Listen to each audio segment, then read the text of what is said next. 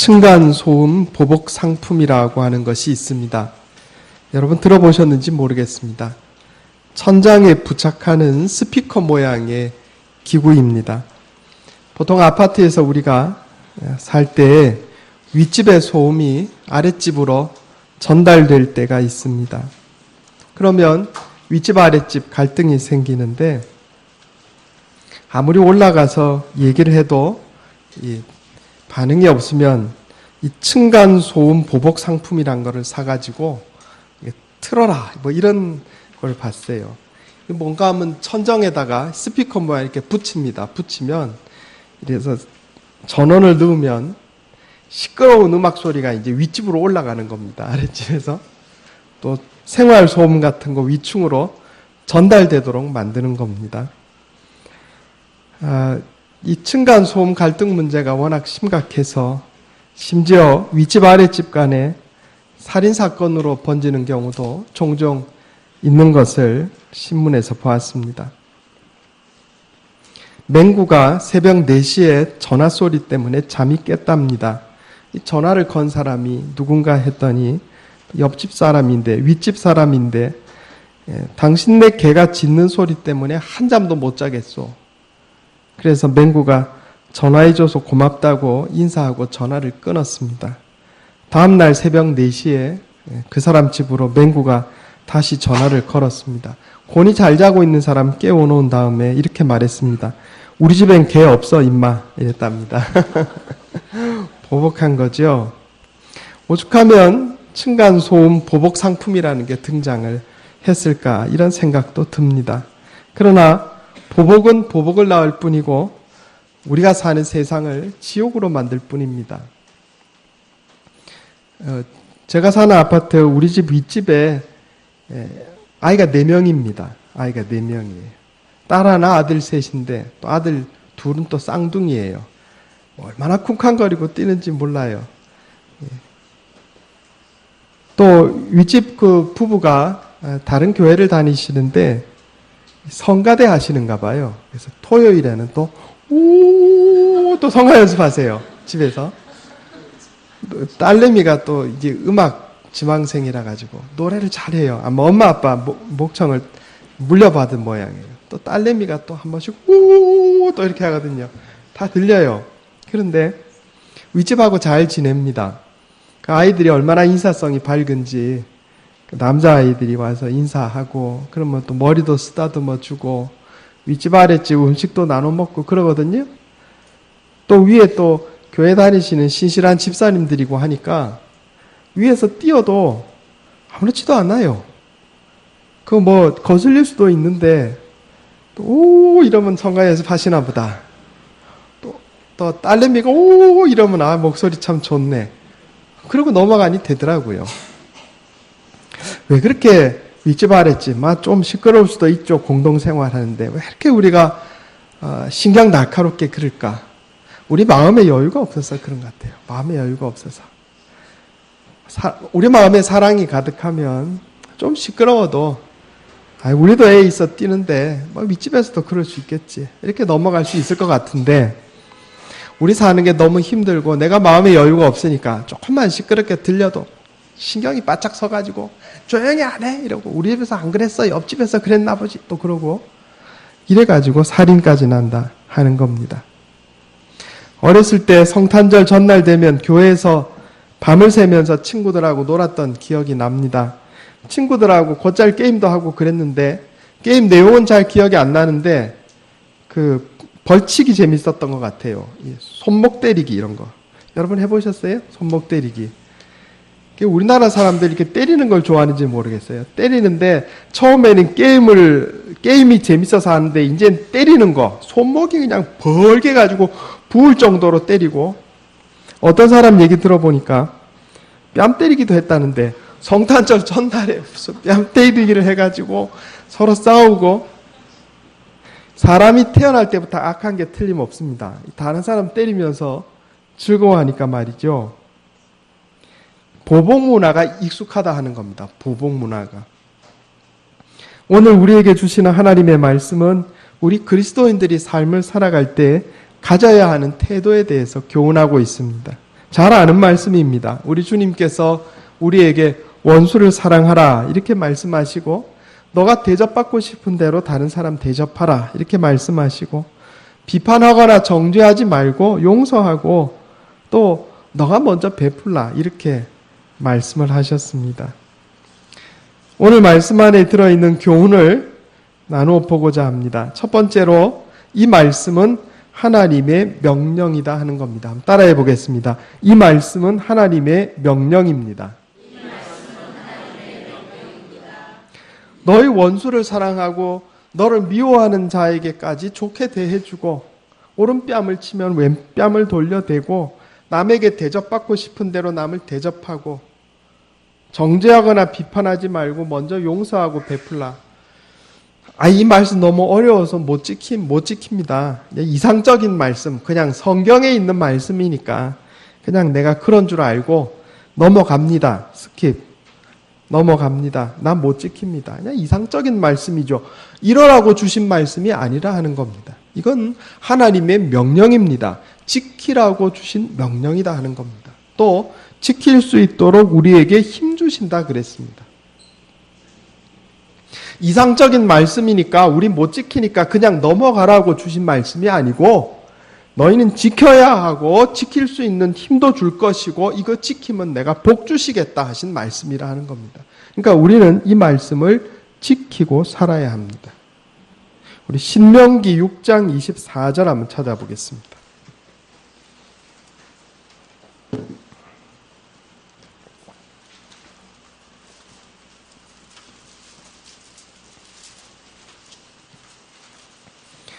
구약성경 272페이지입니다.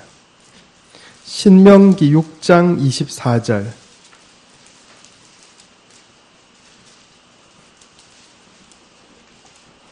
같이 읽겠습니다. 신명기 6장 24절. 자, 시작. 여호와께서 우리에게 이 모든 규례를 지키라 명령하셨으니 이는 우리가 우리 하나님 여호와를 경외하여 항상 복을 누리게 하기 위하심이며, 또 여호와께서 우리를 오늘과 같이 살게 하려 하심이라. 아멘. 한 군데 더 찾습니다. 신명기 10장 13절.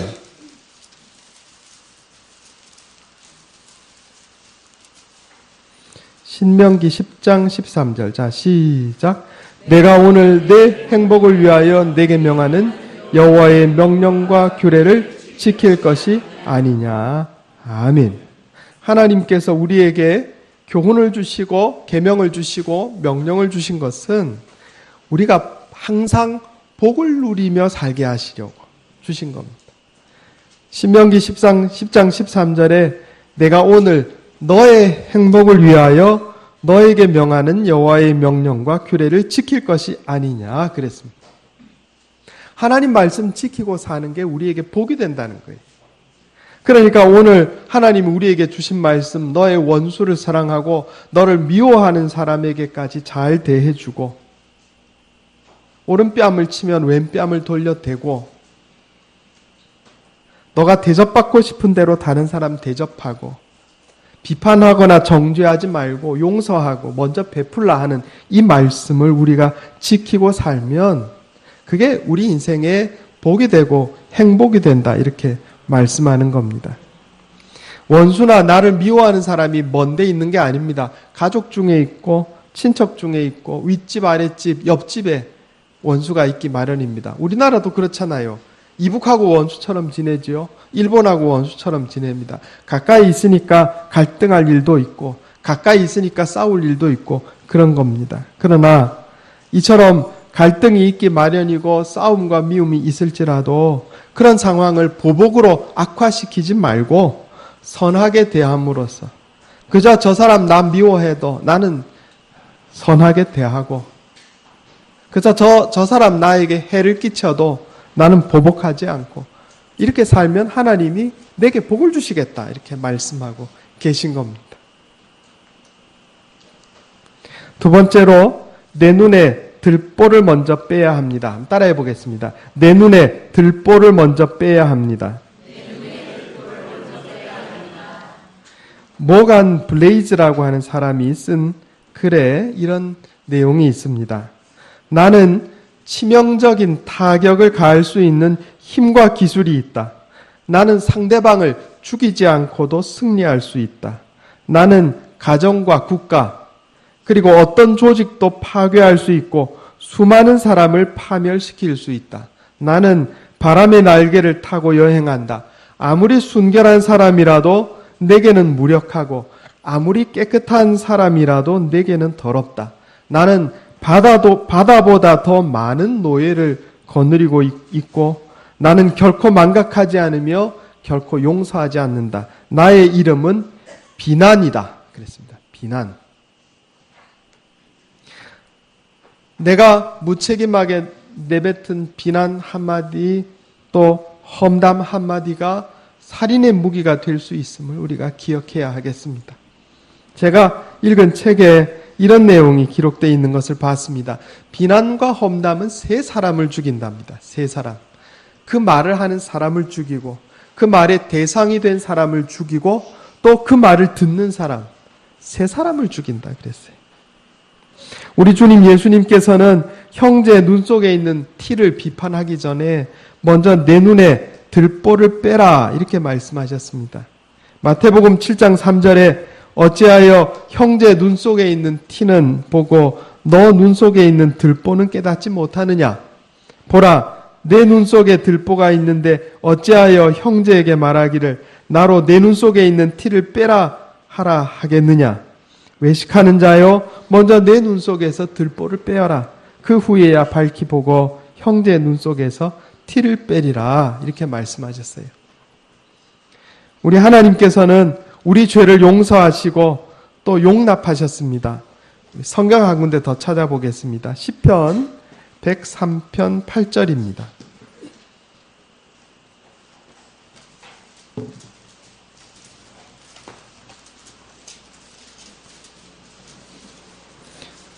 유명한 구절이죠. 시편 103편 8절에서 13절입니다.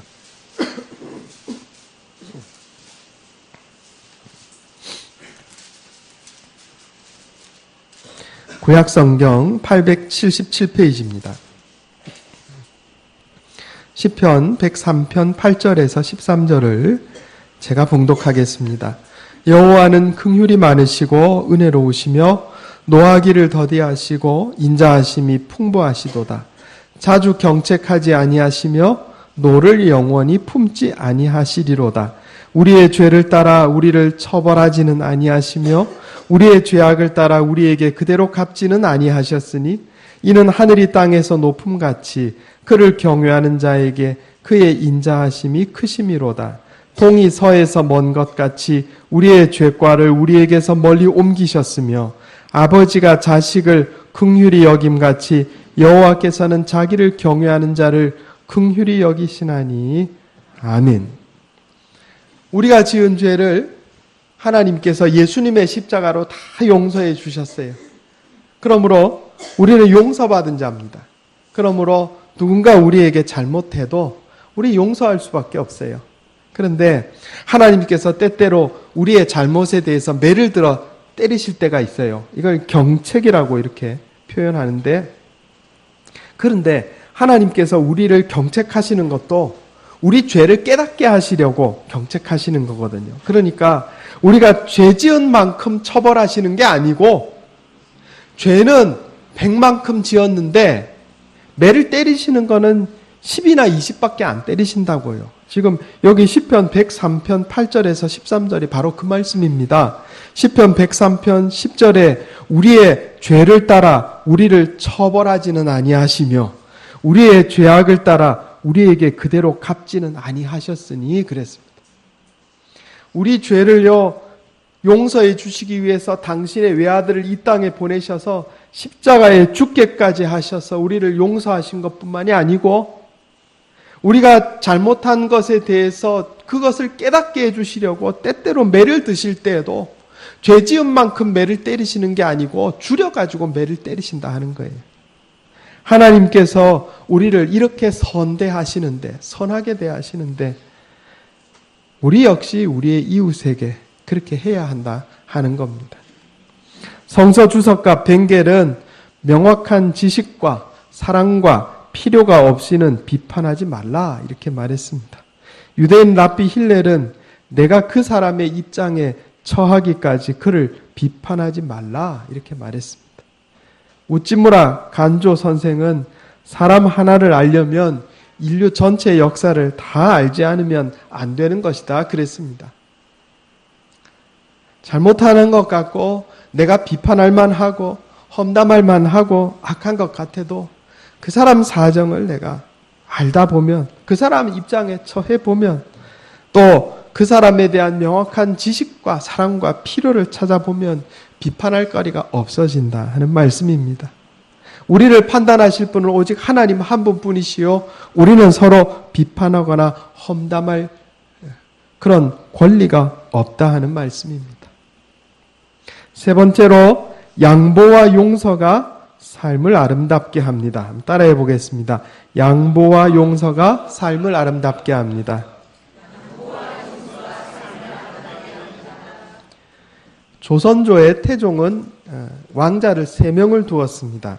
첫째가 양녕대군이었고 둘째가 효령대군이었고 셋째가 충녕대군이었습니다. 우리 잘 아는 내용이죠. 원래 왕세자가 양녕대군인데 양녕대군이 가만히 보니까 아버지 태종이 셋째 충녕대군, 나중에 세종대왕이 되죠. 셋째 충녕대군에게 왕위를 물려주고 싶어 해요. 그러니까 이 첫째 양녕대군이 허랑방탕하게 사는 것처럼 해가지고 왕세자 직위를 내려놓습니다. 그거 보고 둘째 효령대군도요, 머리 깎고 절에 들어가 버려요. 중이 돼 버렸어요.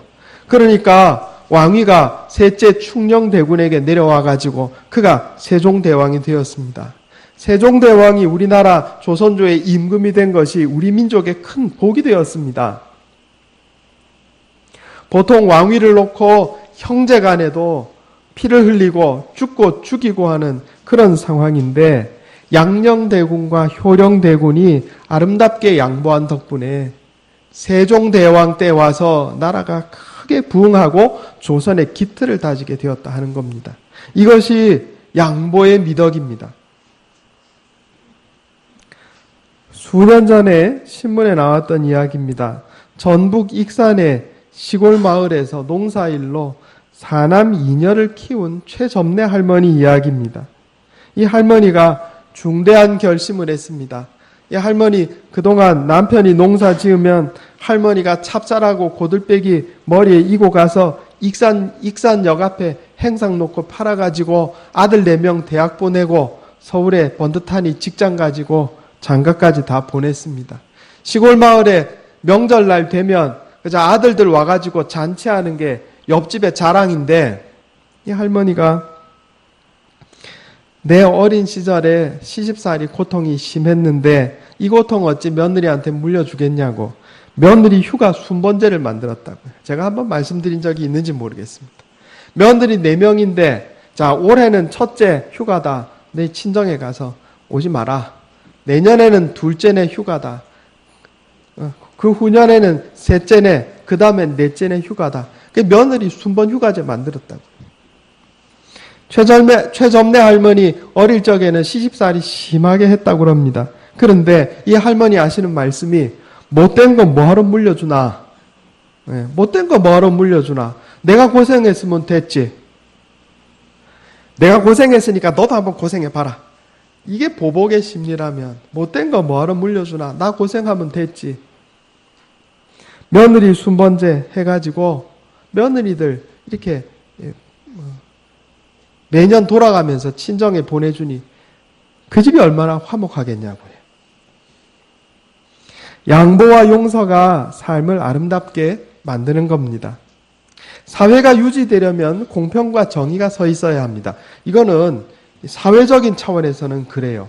사회에서는 법 적용이 엄격하게 돼야 됩니다. 공평해야 하고 정의가 서 있어야 돼요.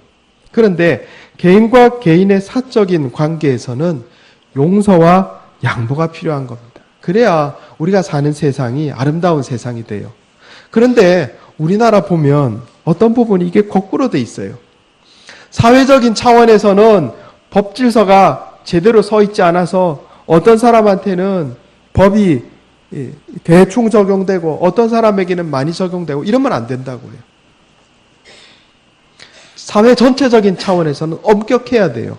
우리나라는 제가 볼 때는 우리나라가 너무 약해요. 죄에 대한 벌도 약해요. 사람을 죽이면 기본적으로 사형에 처해야 맞습니다. 성경적인 법이에요. 다른 사람을 성폭행하고 1년 살고 나온다니요. 그건 안 되는 일입니다. 사회법 적용은 엄격해야 돼요. 그래야 사회가 바로 섭니다. 사람을 죽인 사람에 대해서 법관이 용서만 외치고 다른 사람의 돈을 훔친 사람에게 사면만 말한다면 그건 사회가 제대로 서지 않아요. 엄격해야 됩니다. 그러나 개인과 개인의 사적인 관계에서는 공평과 정의보다는 용서와 사랑이 있어야 되는 겁니다. 이게 이 차원에 따라서 달라지는 거예요. 오늘 우리 주님께서 우리에게 주신 말씀은 사회적 차원의 말씀이라기보다는 개인과 개인의 차원의 말씀인 겁니다. 제가 전에 섬기던 교회 어느 집사님 남편이 시외곽에 창고업을 했어요. 창고. 빈 땅에다가 창고 건물 지어가지고 창고 임대업을 하는 건데 그 창고로 들어가는 이 시골길이 이렇게 좀 길다 보니까 그 시골길 중에 일부분이 어떤 사람 사유 땅이었던 것 같아요. 그런데 어떤 사람의 자기가 사유하고 있는 땅이라도 그게 길 안으로 들어가 버리면 함부로 막으면 안 되는 겁니다. 그런데 이분하고 좀 갈등이 있었는지 창고로 들어가는 그 길에다가 이 자기 땅이라고 거기다가 이 큼지막한 돌을 갖다가 막아버린 거예요. 그러니까 창고에 짐을 넣었다 뺐다 해야 이게 사업이 되는 건데 이게 안 되는 거죠. 그러니까 이걸 가지고 법정 다툼까지 갔어요. 법에 가서 그거 다퉈보니 변호사비 들죠. 재판하느라 쫓아다니죠. 그렇게까지 복잡하게 할 일이 아닌 거예요. 그죠? 시골의 인심이라는 게 그런 겁니다. 내 여기 창고업 하게 됐으니까 그냥 잘 좀 봐주세요. 떡이라도 돌리고 시골 어른들 모아가지고 잔치 한번 했으면 될 일이에요. 그걸 가지고 당신 땅인데 아무리 당신 땅이라도 법적으로 길에 이렇게 장애 물러오면 안 된다 그래갖고 그 법에 고소해가지고 그거 법정에 가가지고 다투니 그게 서로 물고 먹으면 함께 망하는 거죠. 어리석단 말이에요. 에베소서 4장 32절에 서로 친절하게 하며 불쌍히 여기며 서로 용서하기를 하나님이 그리스도 안에서 너희를 용서하심과 같이 하라 그랬습니다. 사회적인 차원에서 법 적용은 엄격해야 되고 정의와 공평이 서 있어야 합니다. 그러나 개인적인 차원에서는 우리가 용서하고 양보하고 사랑을 베풀어야 하는 거예요. 그래야 하나님께서 우리 인생에 복을 주신다 이렇게 말씀하셨어요. 네 번째, 하나님께서는 사랑을 실천하는 사람에게 상을 약속하셨습니다. 한번 따라해 보겠습니다. 사랑을 실천하는 사람에게 상을 약속하셨습니다. 우리 오늘 누가복음 6장 38절 한 번 더 읽어보겠습니다.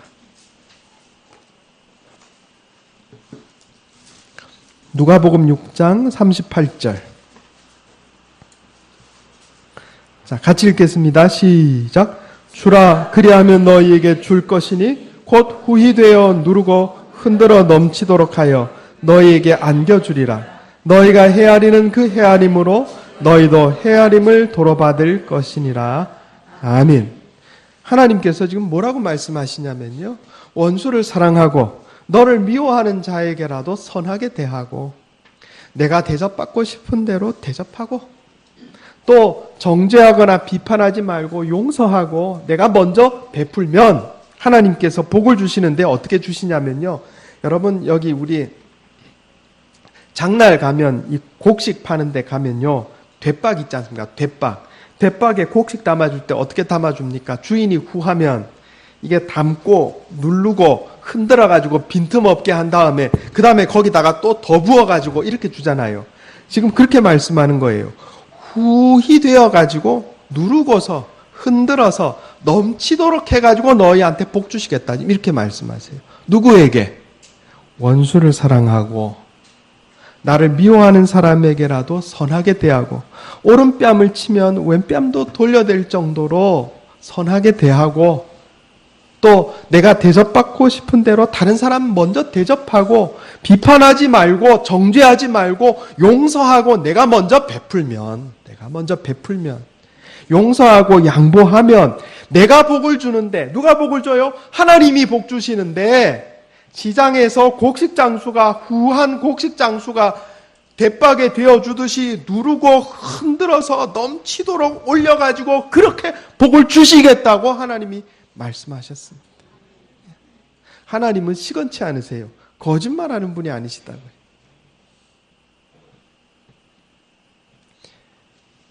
하나님께서 복을 약속하셨으므로 그렇게 살면 복 받습니다. 오늘 하나님께서 우리에게 주신 계명의 말씀은 지키기 어려운 말씀이 아닙니다. 이상적인 말씀이라서 스킵하고 지나가도 되는 그런 말씀이 아니라고요. 지키라 하셨고 지킬 수 있다 하셨고 그렇게 지키면 복을 후하게 되어서 누르고 흔들어서 넘치도록 주시겠다고 그렇게 약속하셨어요. 원수를 사랑하고 나를 미워하는 이웃에게도 선하게 대하고 내가 대접받고 싶은 대로 다른 사람 먼저 대접하고 정죄하지 않고 비판하지 않고 용서하고 먼저 베푸는 그래서 하나님 주시는 풍성한 복을 누리는 저와 여러분 되시기를 예수님의 이름으로 축원합니다. 기도하겠습니다. 하나님 아버지 복된 삶을 가져오는 좋은 태도에 대해 깨닫게 해주시니 감사합니다. 세상 사람들은 그저 내가 한 대 맞으면 한 대 때려야 하고 나에게 해를 끼치면 내가 똑같이 해를 끼치겠다고 보복하는 데 익숙하지만 하나님 우리는 주님께서 우리에게 주신 말씀대로 살게 하여 주시옵소서. 원수를 사랑하고 너를 미워하는 자에게 선대하라 하신 말씀이 하나님께서 지키라고 주신 명령임을 깨닫게 해주셨사오니 주여 이것 지나치고 넘어갈 것이 아니라 마음에 명심하고 지키며 살게 해 주시옵소서.